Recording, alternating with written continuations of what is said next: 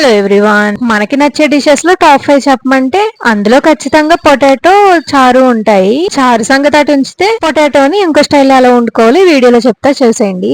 Already మన వీడియోలో 2 types of potato dishes పెట్టాను, చూడకపోతే ఛానల్లోకి వెళ్ళి చూసేయండి. ఈ డిష్ సంగతికి వస్తే మొన్న పొటాటోని చితక్కొట్టి వేపేసాం కదా, ఈసారి అదే పొటాటోని ముక్కలు ముక్కలుగా చేసి వేపేయని చెప్తా. వేపేసిన పొటాటోని పక్కకు తీసుకొని కొంచెం ఆయిల్ వేసుకొని, ఫ్రైస్ అంటేనే మెయిన్ టేస్ట్ ఇచ్చే పోపు, ఇంకా కొంచెం ఆయిల్ వేడెక్కాక పచ్చిశనగపప్పు చాయ్ మినపప్పు వేసుకొని జస్ట్ కొంచెం కలర్ మారే వరకు ఉంచి ఆనియన్స్ పసుపు వేసుకోండి. నేను ఎక్స్ట్రా టేస్ట్ కోసం ఆనియన్స్ రిబ్బన్స్ లా కట్ చేసుకొని వేరుశనగ గుళ్ళు వేసుకున్నా.